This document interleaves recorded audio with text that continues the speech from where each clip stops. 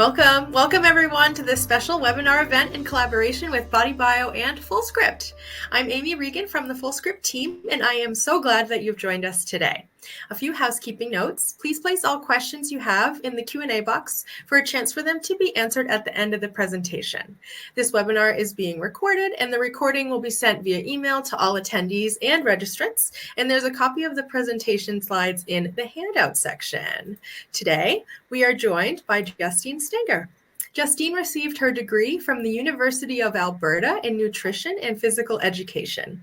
She proceeded to pursue a holistic nutrition/therapy. Justine, take it away.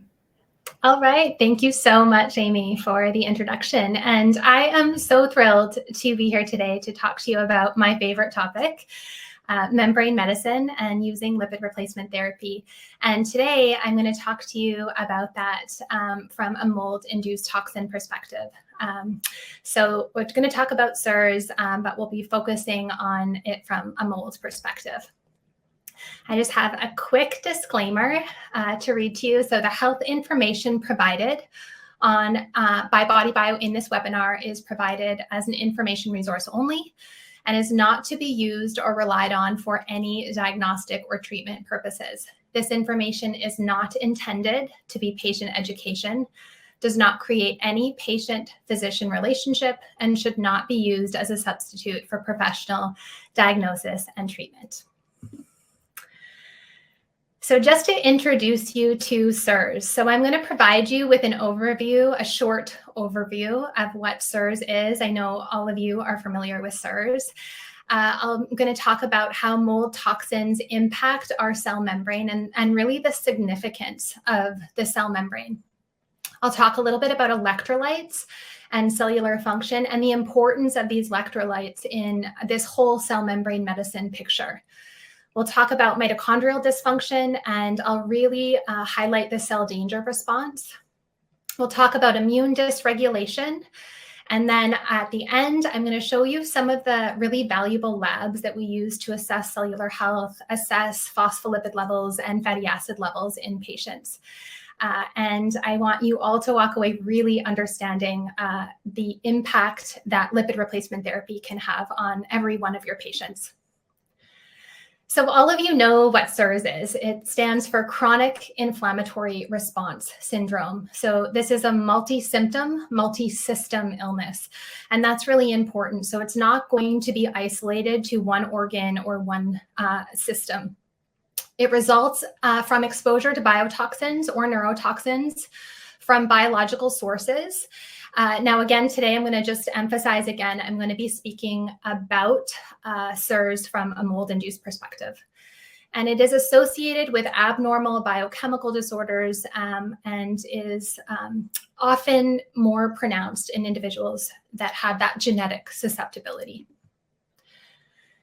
Now, SIRS comes in clusters, and this is just a slide that is highlighting that. So patients are going to come to you with heightened skin sensitivity, tingling, pins and needles.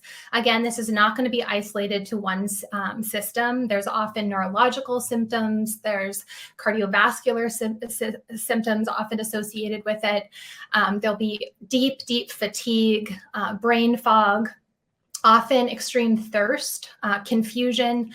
So just emphasizing that these symptoms really do come in clusters. Now, the impact of the cell membrane on cellular function and health. Now, I really want all of you to understand that the membrane is everything. The more and more that I learn about the cell membrane, the more in love I become with the cell membrane. All of our proteins, all of our peptides, all of our ion channels, all of our receptors, these are all found on the cell membrane. The cell membrane is involved in cellular communication, transport of molecules, cell adhesion, cell recognition, signal transduction, endocytosis and exocytosis, cellular respiration, and then these phospholipids also provide structure and shape to the cell membrane. So the structure and the function of our cell membranes is determining our health. When we have a breakdown on the cellular membrane, that is when we're going to have symptoms manifest and ultimately disease manifest. This cell membrane is a selective gatekeeper, so all of the nutrients that get into the cell are dependent on the health of the membrane. All of the wastes that are removed from the cell are dependent on the health of the membrane. And we know that these mold toxins impact the cell membrane integrity and function. They damage the cell membrane. And this is going to disrupt nutrient exchange and communication and all those other things that I had just referenced. So the beautiful thing about lipid replacement therapy is that when we improve the structure and the function of the cell membrane, we're simultaneously improving all of those characteristics that I just spoke about. Now, what exactly is lipid replacement therapy? So lipid replacement therapy is simply providing the body with exogenous phospholipids. So the body has what it needs to go in and repair damage to the cell. And I want to emphasize that our biochemistry is very much like our bank account. So these individuals that get sick with SIRS or whatever the chronic illness is, we must look at this through the lens of them being biochemically bankrupt. They have lost reserve capacity. And when we provide exogenous phospholipids in the form of phosphatidylcholine, phosphatidylethanolamine, phosphatidylinositol, and phosphatidylserine, and we've used the BodyBio phospholipid complex for over a decade clinically to provide these patients with exactly what they need to go in and repair damage to their membrane, we are providing them with the building blocks for the cell membrane. So lipid replacement therapy also involves the use of essential fatty acids. And then those two parent oils, so linoleic acid, omega-6, and alpha-linolenic acid, or the plant-based form of omega-3. And I'll get into this a little bit more as we go along, and the importance of the balance and harmony between those two essential fatty acids. And then often we use glutathione as well as antioxidant therapy. Now, the beautiful cell.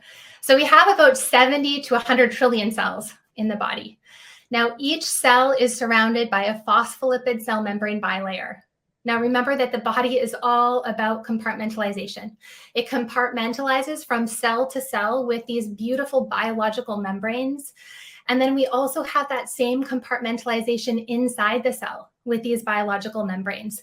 So when we think about the mitochondria and the nucleus and the endoplasmic reticulum, the lysosomes, these all have membranes, the Golgi apparatus. And if an organelle doesn't have a membrane, it's interacting with one. So just emphasizing that the membranes are everything. There are between 100 and 2,000 mitochondria within each and every one of our cells. And there are much more mitochondria specifically in the heart, the brain, skeletal muscle, the liver, and the kidneys. Each membrane is different in appearance and function. And mold toxins, particularly mycotoxins, can have detrimental effects on the cell membrane and also on the mitochondrial membrane. So I'll speak to this in greater detail in some of the slides to come, but I just want you to remember that phosphatidylcholine, so that's the main phospholipid that's on the outer membrane of every one of our cells. It makes up roughly about 50% of the outer cell membrane. And then phosphatidylethanolamine is the most prevalent phospholipid found on the inner membrane. Now, phosphatidylcholine is particularly susceptible to damage, to lipid peroxidation. So that's where we see a lot of problems on that outer membrane, specifically in these patients that have mold toxicity. So again, providing those exogenous phospholipids just help to repair damage to that membrane and enable the cell to function the way that it's supposed to function.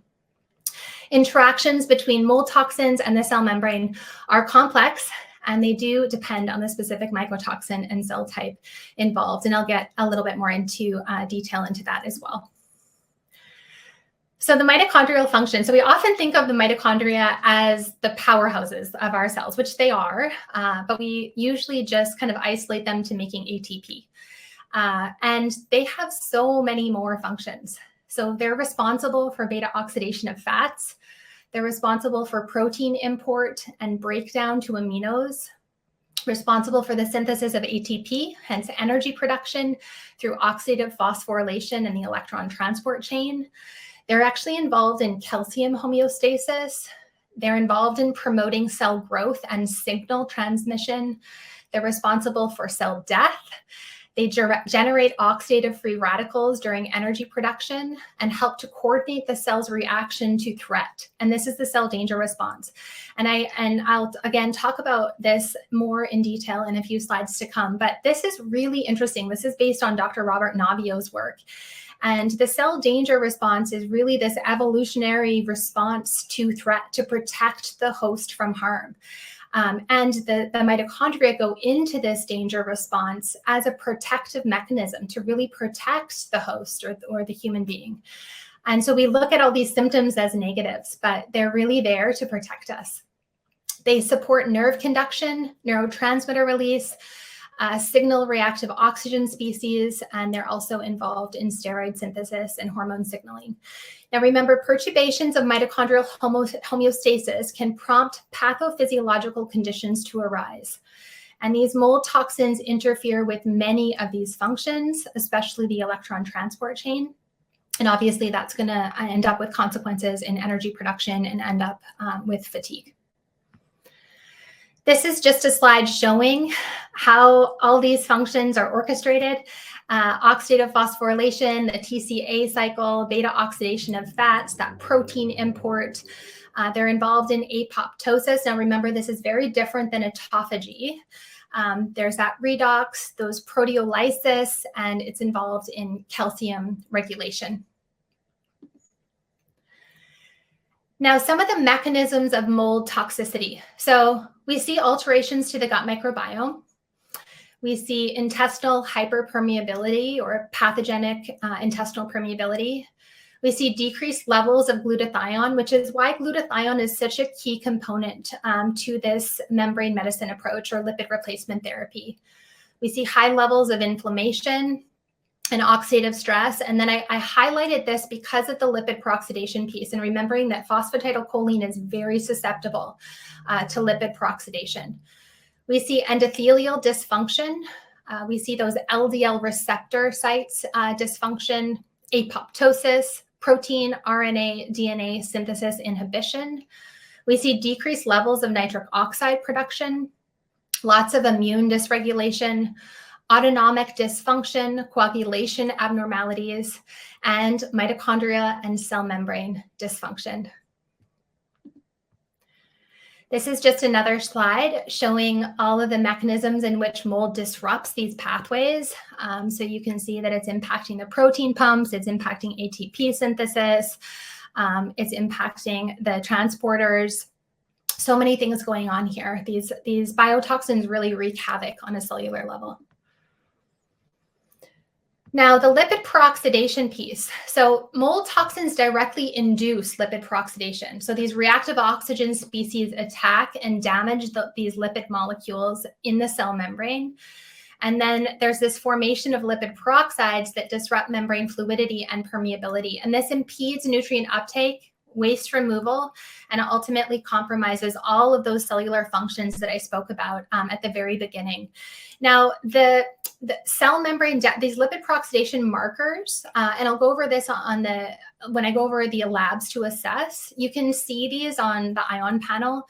The IGL out of Germany will show the malinaldehyde levels. And you see these normalize beautifully with the use of phospholipids and essential fatty acids. And that's one of the main reasons why I got into this whole field, seeing those tests transformed over and over and over again. So we see that oxidative stress causes oxidation of these fatty acids and phospholipids, creating these lysophospholipids. So that's just a cleaving of one of the fatty acid tails off of the phosphatidylcholine molecule. So the phosphatidylcholine molecule, there's a polar head group. That's the choline component. There's a phosphate group. It sits on a glycerol backbone and then has these two beautiful fatty acid tails that we want roughly at a 4:1 ratio of the omega-6 to the omega-3 side. And those get oxidized through this process. And that is going to change content and composition of the lipid peroxidation products. We see alterations in lipids, biochemical mechanisms, and biomarkers that change. Then we have the disruption of these ion channels. So I talked about the electrical charge of the cell being a critical component of this whole membrane medicine approach. So our cells vibrate at this beautiful high frequency. And when these ion channels are disrupted, that's really, really going to impact the electrolyte balance and ultimately impact our cell membrane health. So these mold toxins can actually bind to ion channels, altering their activity. They can also block the ion channels. And then dysfunction in these ion channels disrupts the electrical signaling and ultimately affects all cellular functions. Impaired ion channels leads to neuronal communication issues and many, many other symptoms. So when we look at balancing electrolytes, this is where I love the BodyBio E-Lite, which is in actually the perfect concentration of human blood of sodium, potassium, and magnesium. So really, really excellent tool to get water, hydration into the cell, and also to support the electrical charge. But sodium, potassium, and calcium are very, very crucial electrolytes. And we need precise ion concentration balance across the cell membrane. And that's really vital for cellular function. Changes in ion concentrations impact membrane potential, cellular excitability, and signaling, and actually so many more. So sodium really maintains the resting membrane potential of the cell. And so we have these higher concentrations of sodium extracellularly. And then we have that sodium-potassium pump that maintains the concentration gradient. And this pump can be damaged by these mycotoxins. And then that resting membrane potential is negatively charged inside the cell. Potassium establishes the resting membrane potential, and we have higher intracellular potassium concentrations. The sodium-potassium pump maintains that concentration gradient, and potassium channels hyperpolarize cells during the resting state. And those potassium channels are also, these mycotoxins will also damage those potassium channels. And then calcium. So calcium's role in cell signaling is in cell signaling contraction, and it has many more roles. But the brief entry through ion channels triggers events. Now remember, when those calcium-gated channels open and calcium floods into the cell, that's going to trigger glutamate and just cause this entire inflammatory cascade. So we need tight regulation of calcium for vital cellular homeostasis. And I'm sure a lot of you have heard about how electromagnetic frequencies also do this to the calcium channel. The receptor site. So I'd mentioned that our receptor sites are found on the phospholipid bilayer. And so when we provide exogenous phospholipids to these patients that have a damaged cell membrane, remember, every single receptor site is on that lipid bilayer. We're improving every single aspect of their health. These mold toxins, they interact with cell membrane receptors. So think hormones, neurotransmitters, and then there's lots of consequences for cellular communication and signaling as well. So they can bind to the receptor site. They can also block the receptor site, just like they can do that with the ion channels as well. Mold toxins impact the ligand receptor interactions and intracellular enzymes as well. So really impacting these cellular signaling pathways. We see disruption of cellular signaling pathways and responses in individuals that have SIRS. And then we get an activation of these pro-inflammatory pathways that really trigger chronic inflammation. Cellular adhesion, migration, and inflammation. So these mold toxins also disrupt cell adhesion molecules. Cellular migration, tissue repair, and immune responses are all going to be compromised. This interaction triggers inflammatory responses and perpetuates the cellular damage. This is also where MMP9 is activated. So this is an enzyme that allows these biotoxins to just rip through the cell membranes and transfer from cell to cell without having to go through the bloodstream. So you'll see that high levels of MMP9 MMP9 is almost always elevated in these individuals who have SIRS. Now, the mitochondrial dysfunction and the cell danger response. So I had mentioned that the cell danger response is an evolutionarily conserved response to protect the host from harm or from threat. Now, there are many things which I'll go over shortly that can trigger this response, but I really want to emphasize that the cell danger response is there to protect us. Our body is always doing the very best that it can to protect us, and the symptoms arise because of that protection. So it's triggered by multiple stressors, including mold toxins. It results in mitochondrial dysfunction.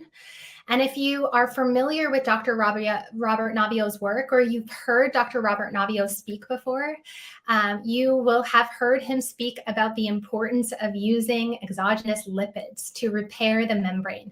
Because we see this same, I talked a lot now about how these mycotoxins damage the cell membrane, but we see that same level of damage on the membrane of the organelles within the cell, including the mitochondria.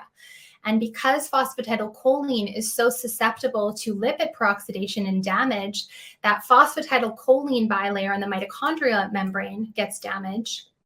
And then we're going to have damage on the ethanolamine membrane. That's where oxidative phosphorylation occurs.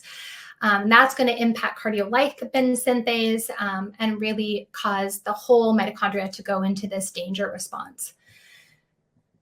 This Robert Naviaux's work is probably it's so fascinating. It's definitely my favorite study that I have ever read.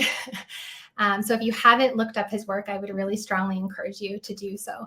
So you can see here that there's all these stressors and the toxic load. So we see air pollution, we see allergies, mast cell activation syndrome, food additives, food sensitivities, all of these things that we're bombarded by every single day, nanoplastics, microplastics, electromagnetic frequencies. I mean, we are living in a toxic soup, and our poor bodies are getting assaulted every second of the day.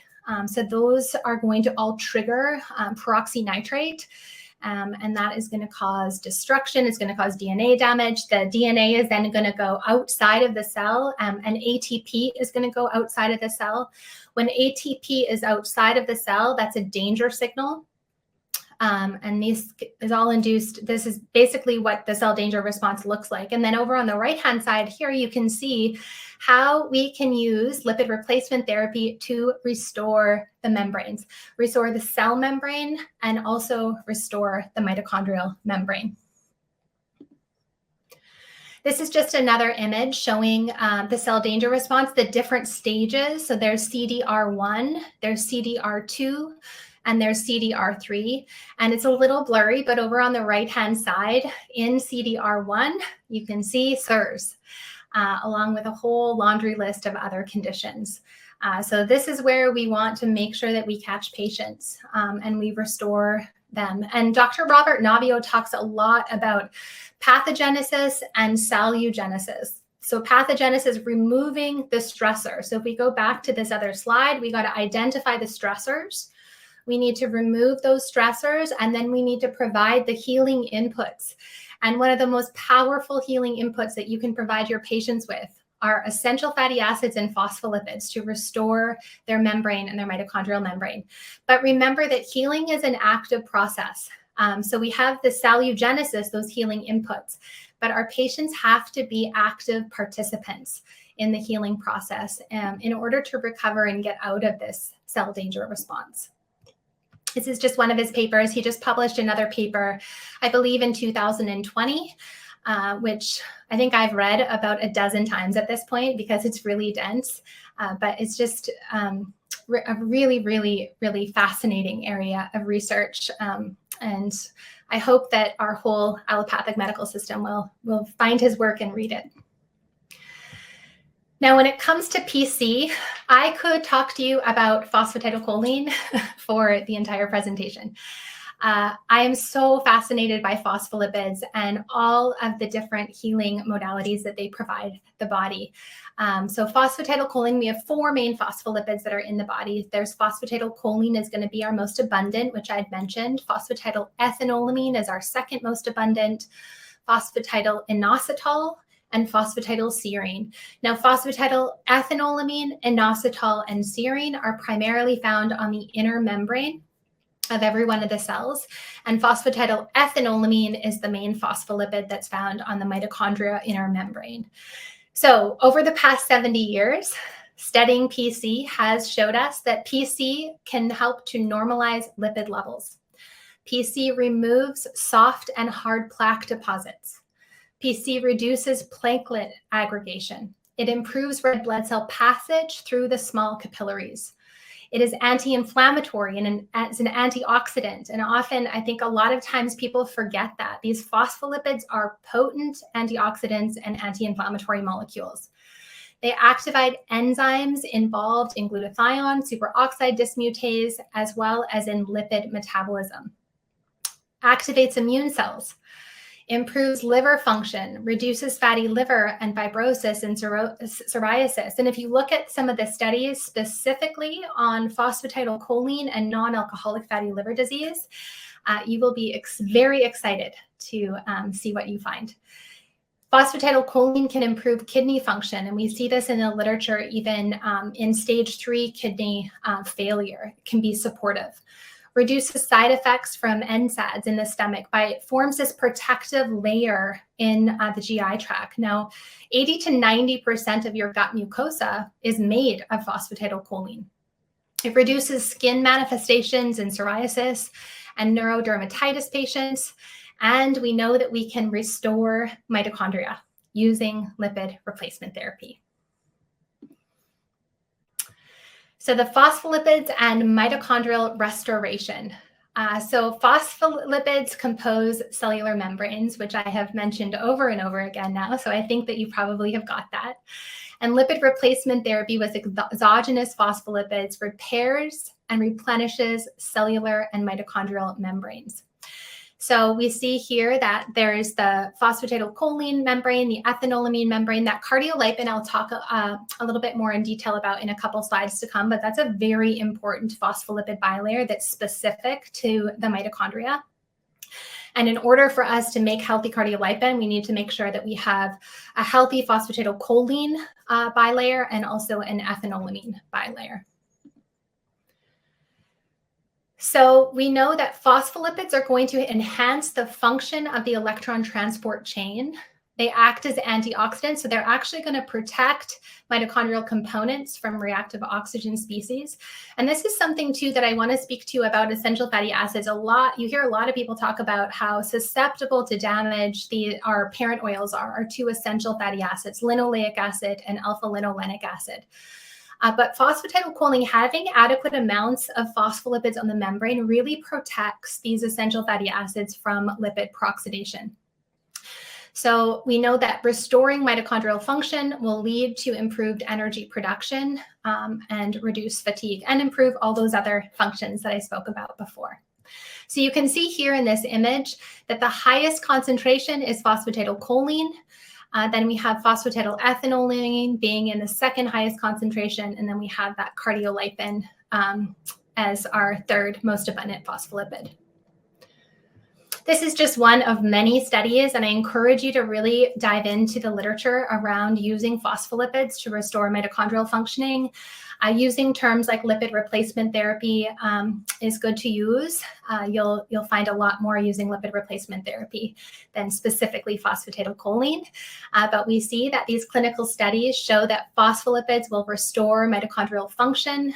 We see improved symptoms and improved quality of life when we restore mitochondrial functioning using these phospholipids. Now, I talked about the cardiolipin. Now, the cardiolipin is found in the innermost membrane of the mitochondria. So I mentioned there's phosphatidylcholine, there's phosphatidylethanolamine, and then there's the cardiolipin on the inner membrane. Now, the cardiolipin is a very unique phospholipid. So phosphatidylcholine, I'd mentioned, has a polar head group. There's a phosphate group. It sits on a glycerol backbone and has 2 fatty acid tails. The cardiolipin actually has 4 fatty acid tails. Now, what's very interesting about enhancing cardiolipin function is that we want to make sure that we have adequate amounts of omega-6, the fatty acid that is demonized across the board. Now, omega-6 is very, very important for healthy cardiolipin. So we want balance and harmony between those two essential fatty acids. One is not better than the other. We really have started to demonize omega-6, and it's understandable because it is rife in our food system, and we want to avoid oxidized forms of omega-6 coming from things like soy, sunflower, safflower, corn, canola, cottonseed, rice bran oil. Avocado oil also is processed with hexane. We want to avoid these oils that are harmful for our cellular health, but we want to make sure that we are getting in adequate amounts of pure, raw forms of these essential fatty acids. And I'm really highlighting essential. Our body does not have the enzymes to make those. So if we are not getting them in from our diet or from supplements, we're going to be really compromised on a cellular level. Now, immune dysregulation is another characteristic of SIRS. So we need to use a comprehensive approach to address immune dysregulation in SIRS, and repairing cell membrane integrity and structure and reducing oxidative stress is one of the ways that we can address this immune dysregulation.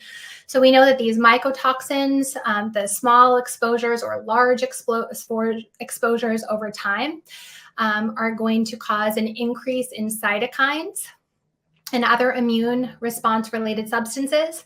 That's going to cause chronic inflammation, and that's going to lead to an overactivated or upregulated innate immune system. That's also going to lead to MSH suppression, leading to generalized hormonal imbalances.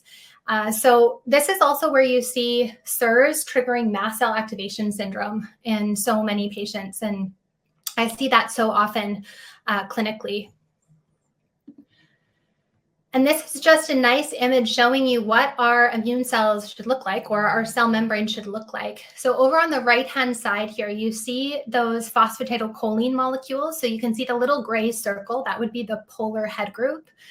And then they're tightly packed together, and those fatty acid tails are tightly packed together, providing that membrane with that optimal fluidity. And over on the left, we see a very damaged cell membrane. So there's leakiness, there's oxidized fatty acid tails. There's not enough phosphatidylcholine and ethanolamine to keep that membrane healthy with structure and function. Now, interesting fact about linoleic acid in the immune system is it's one of the four main fatty acids that are found within our immune cells. So really important to be supporting patients with omega-6 who have SIRS or any chronic illness or disease and have immune dysregulation. So linoleic acid is the main fatty acid. We also have oleic acid found within those cells. And then palmitic and stearic acid are going to provide those cells with structure. And those saturated fats are made in the body. So again, this is where I really want to emphasize essential fatty acids are not made in the body. We can make all the other fatty acids through the de novo synthesis pathway, through desaturation. So palmitic, stearic, any of these saturated fats that we hyper focus on. Of course, we need them to support the structure of the cell membrane, but we really need to be emphasizing these essential fatty acids when we're using this lipid replacement therapy approach. Now, the biotoxin pathway. So these biotoxins are going to damage the leptin receptor in the hypothalamus. Now, that is going to lead to reduced MSH. Now, I have been really studying MSH, and it blows my mind, all of the things that it's connected to. So it impacts sleep, it impacts pain, it impacts our gut health. We see immune suppression, reduced ADH, reduced sex hormones. We also see that it impacts ACTH. And then the increased cytokines are going to lead to all of these immune-related symptoms and create this cytokine storm that really creates these flu-like symptoms long-term. So actually, I'm just going to go back to this other slide because I want to talk to you about the importance of using lipids to help detoxify mold. So these phospholipids are your most potent detoxifying substances you could use. And I want to emphasize that because when we look at using phospholipids to help support detoxification, which again, I'll show you on these labs how powerful they are when it comes to detox, we are not stripping patients. We're not just throwing binders on them and stripping these mold toxins from them. We're building reserve capacity because remember, these patients are biochemically bankrupt. They've lost reserve capacity.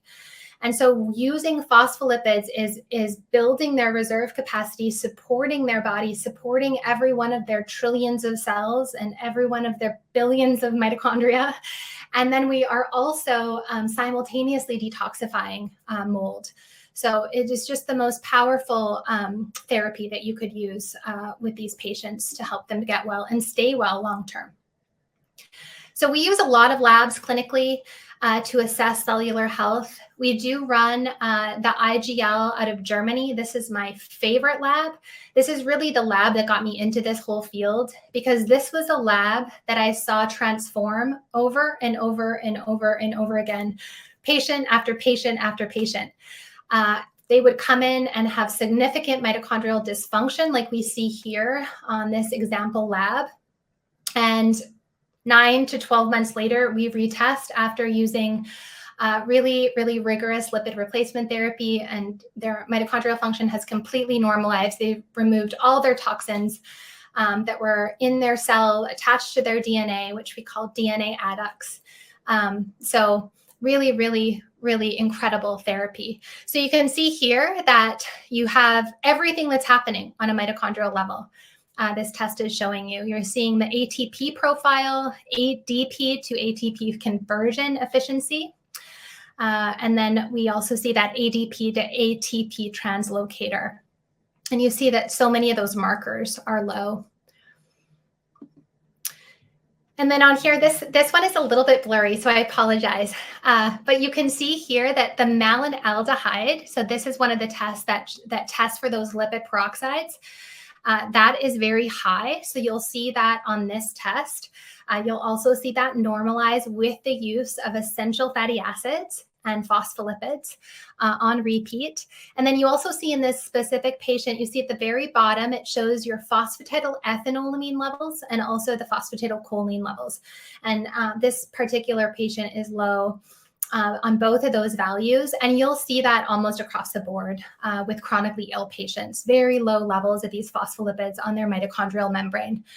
And then you also see the cardiolipin synthase. If you can make that out, it's about the third one down on the far left. And you see that that's low. So the cardiolipin, remember, this is that specific phospholipid that's made by the mitochondria. So we need to have healthy mitochondrial functioning in order to make healthy cardiolipin. And actually complex 1, 3, and 4 all occur on that cardiolipin lipid bilayer. And you'll also see that normalize once we improve the phosphatidylcholine levels and phosphatidylethanolamine levels, then their cardiolipin synthase will also normalize.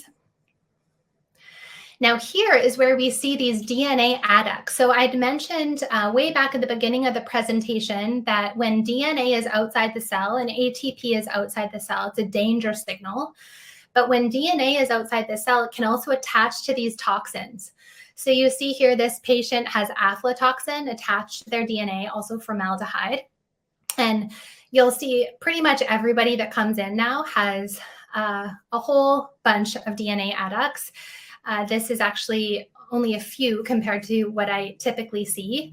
And again, we can use phosphatidylcholine to completely clear these.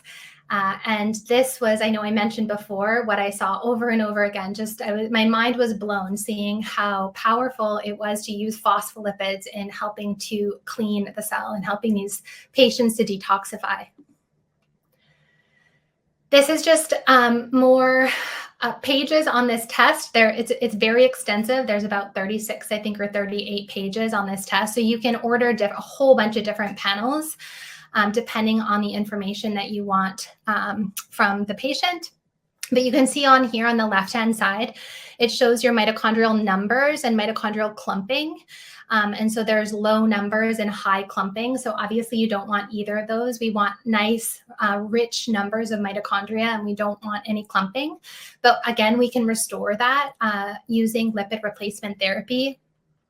We also see that there's a number of other markers on the right-hand side here. You can see the polarity damage to the DNA structure. There's just so much value in this test. I really, really love looking at this lab. And this is another test that I am such a huge fan of. And this was really the test that got me studying essential fatty acids to the extent that I have studied them. And this is the red blood cell fatty acid test from BodyBio. We paired with the Kennedy Krieger lab from the Johns Hopkins University. And so the lab, that's the gold standard for fatty acid testing. So they run the blood. And then once you get your results from the Kennedy Krieger lab, we run that through our wellness report.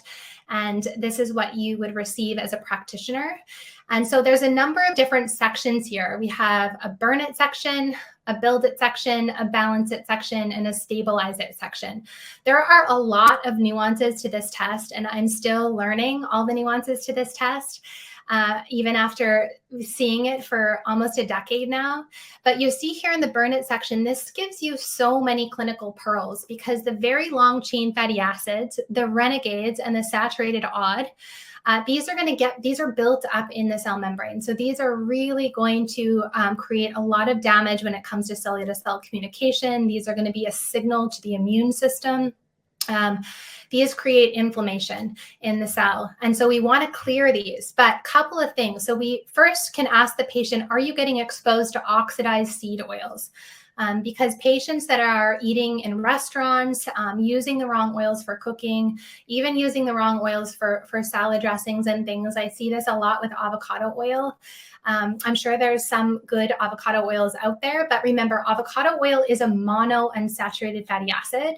So it has a single double or a double carbon bond, one double carbon bond. And any oil that has a double carbon bond or two double carbon bonds is going to be really susceptible to oxidation. Now, a monounsaturated fatty acid is obviously much more stable than a poly, but it's still susceptible to heat, light, and oxygen.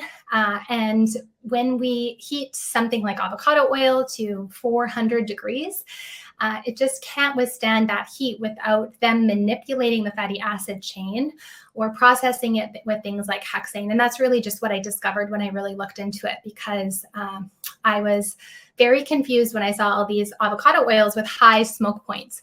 So that's something that you will want to talk to your patients about, because we want to make sure their diet is absolutely pristine. And there's a whole membrane diet that we recommend when it comes to improving cellular health. But this also gives us a lot of insight into mitochondrial functioning and into peroxisomal function, because we know that the mitochondria are responsible for beta oxidizing fatty acids.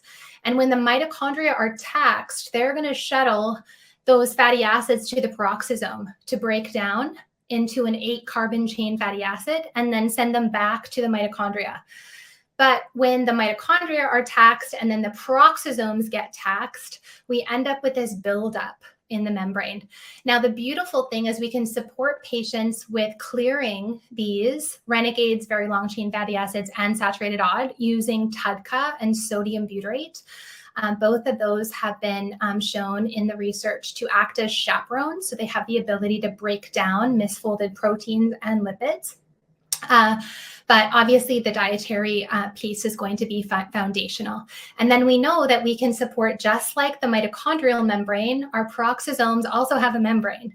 And we can support the peroxisomal membrane with phospholipids as well. Remember that whole compartmentalization within the cell with these biological membranes. Now, down on the left-hand side under indexes, you see that PR index is 196.77.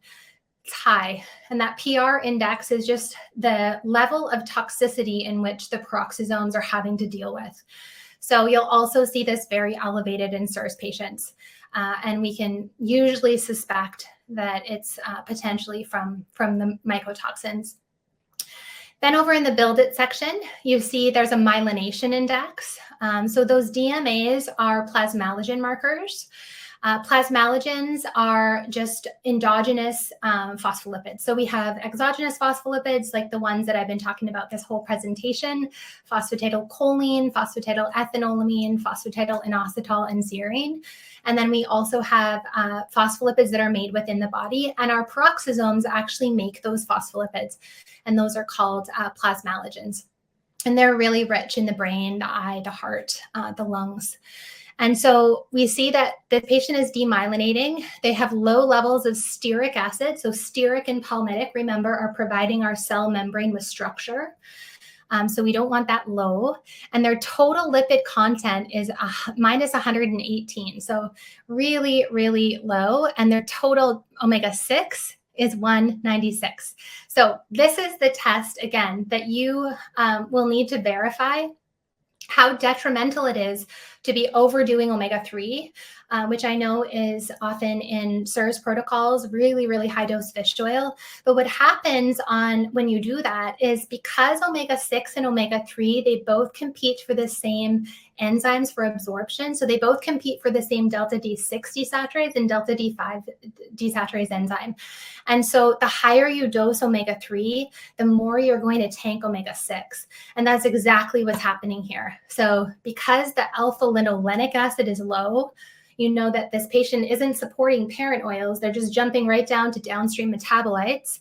They're taking high doses of it, maybe avoiding linoleic acid, but regardless, because of that competition, they've now completely tanked all of their omega-6s. And something that I've just seen a correlation between is low levels of arachidonic acid. And you see this specific patient has minus 92.22. You'll see low levels of arachidonic acid and demyelination. And that makes sense because when we look at the fatty acids that are found within myelin, we know that arachidonic acid is one of the main fatty acids that makes up myelin. So remember, with arachidonic acid, there's a Goldilocks effect. We do not want low levels of arachidonic acid. We don't want high levels, but we definitely do not want low levels. So just remember, with the essential fatty acids, it's about balance and harmony and providing patients with the most healing sources of these essential fatty acids, which is why I love and use and recommend the balance oil. Now, there's a fluidity index that you'll see down here too. And I just want to highlight this because this is what happens when we overdo fish oil, is it causes a leaky cell membrane. So omega-3s are really, really fluid. And when we have too many omega-3s in the membrane, it creates too much fluidity. And then we end up with this leakiness within the cell. And this is very leaky. It's minus 135. And we want that at 0. We want that value at 0. So this is just a magnificent test. There's a whole nother page. So I don't have a copy of that here, but there's lots and lots of other details that we can get from this test around neuroinflammation, around lipid metabolism, lots and lots of clinical pearls. Then we have the prodrome scan that we run. So this is going to show us both exogenous and endogenous phospholipids. So we see here that 1A and 3A are going to be our exogenous. So this would be like what the BodyBio PC is delivering, phosphatidylcholine and phosphatidylethanolamine. And we want to see nice, robust levels of these phospholipids because this is letting us know what's on the membrane. And then 1B and 3B, those are going to be our endogenous phospholipids. So largely showing our peroxisomal function. And so we have different sections here. 2 and 4 is really just showing you the pool of phospholipids. And this test has a couple of other pages too. It's going to show you a brief fatty acid section, kidney function, mitochondrial function. It does methyltransferase, choline system. You'll have a peroxisomal function. So there's lots of great pearls that you get from this test as well, outside of just the phospholipids. So in conclusion, we know that mold toxins impact our cellular health and our cell membranes through so many different mechanisms. And really understanding those effects provides so many insights into cellular damage in these individuals who have SIRS.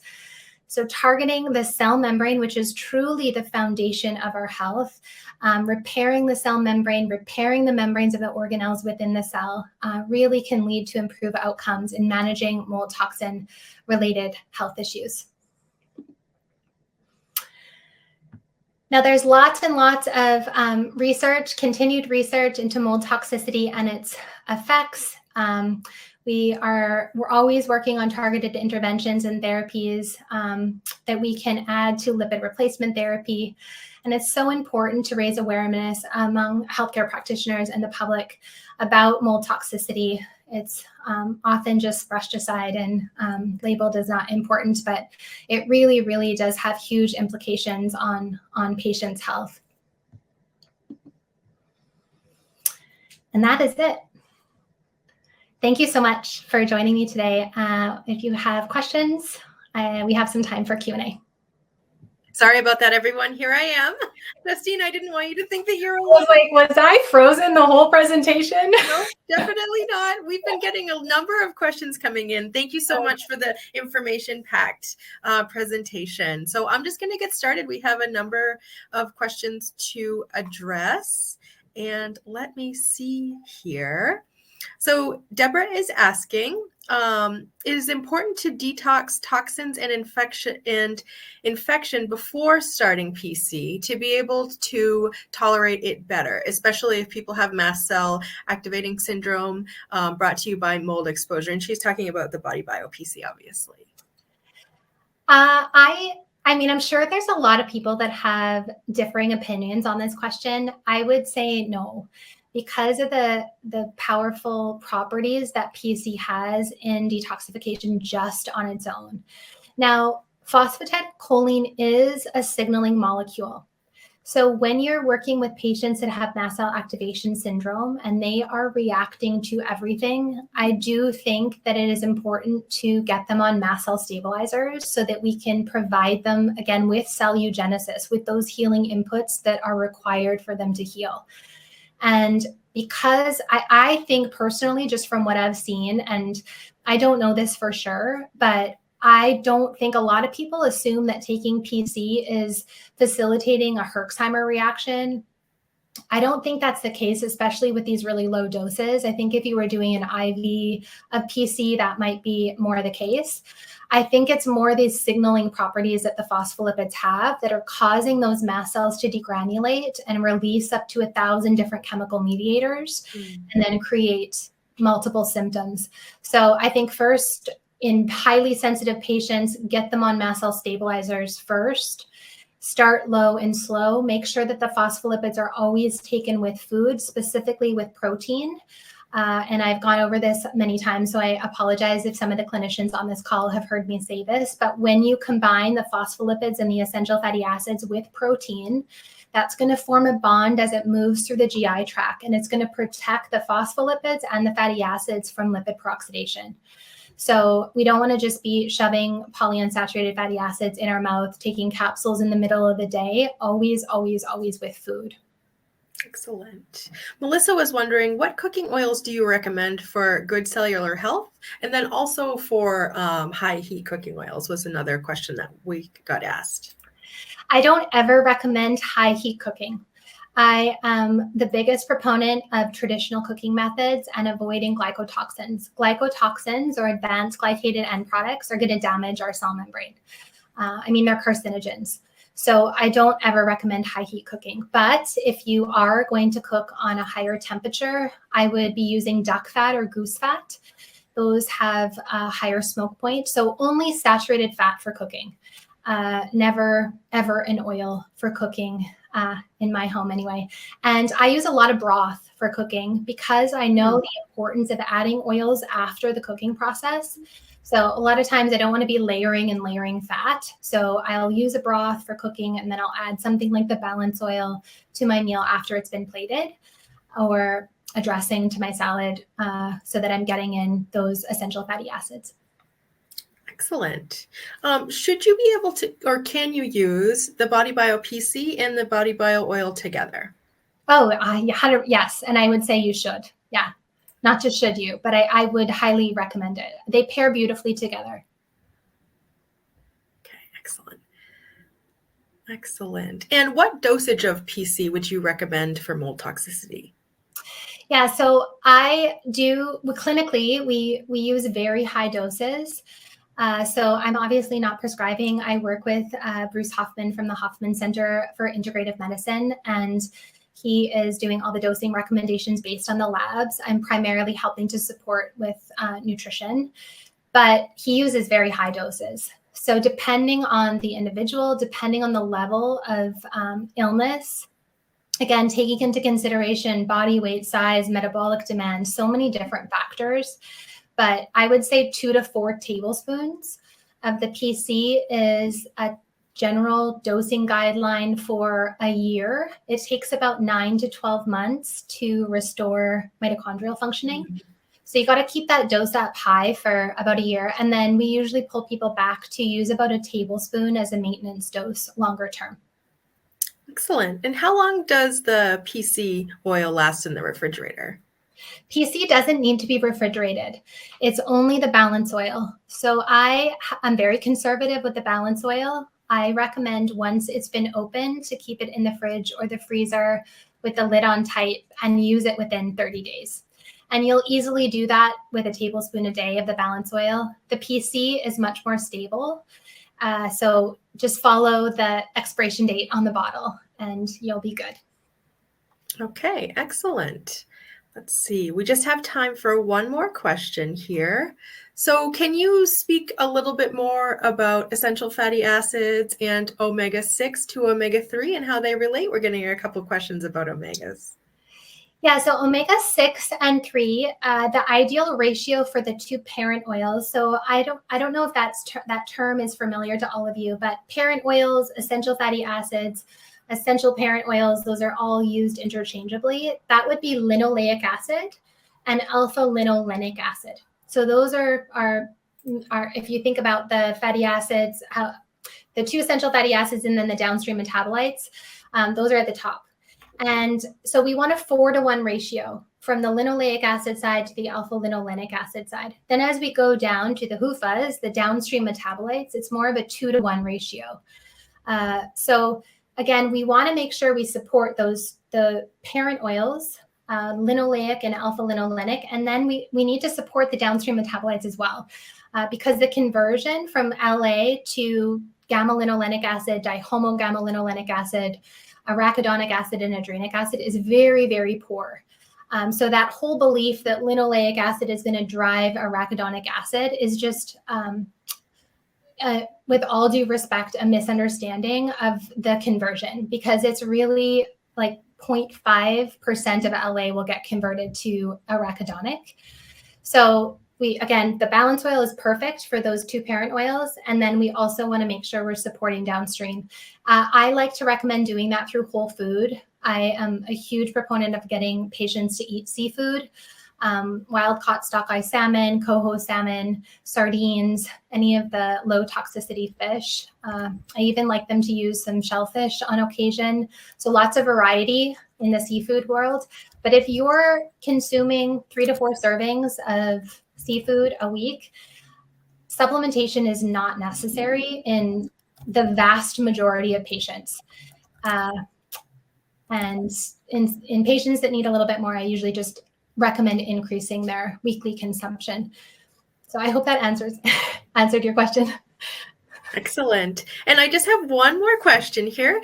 Specifically, Deborah is wondering how to incorporate TUDCA into the protocol. So that's a bit of a loaded question. So TUDCA, the main mechanism of action of TUDCA is reducing the stress on the endoplasmic reticulum.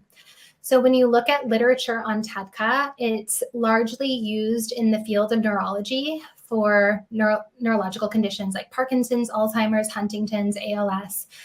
Because of this impact that it has on the endoplasmic reticulum and improving protein folding and lipid folding, but it also has chaperone activity. So chaperones are a protein or a molecule that have the ability to go in and break down misfolded proteins and misfolded lipids. And so that's in the context of SIRS, you would use it to support the endoplasmic reticulum and use it as an antioxidant and anti-inflammatory molecule. But you're also going to use it strategically to help to break down those very long chain fatty acids, renegades, trans isomers that I showed you on the red blood cell fatty acid test. Excellent. And I just have to share what Lori sent along. She says that you're amazing, Justine, and that we need to hear more from you. So on that note, not just me saying, thank you so much for being here today. And thank you also to everybody else who has joined us. Everyone take a look at their email with over the next couple days. The recording will be sent there, as well as a special offer for the BodyBio products. Anyone who has any additional questions can send them to me at amy.regan, amy.regan @fullscript.com. And any final thoughts, Justine, just kind of wrapping up what we learned today? No, I just want to invite anyone that's a practitioner with BodyBio. You're always welcome to book a call with me if you have questions. I do BodyBio. That's what I do for them. I do clinical education. So, and I'm sure that you can tell by my presentation, I love lipids. And so if you have questions and want to learn more, I would love to meet with you. Excellent. Thank you so much, Justine. Great to see you. And everyone enjoy the rest of their afternoon. Thank you, Amy. Thanks, everyone. Thank you.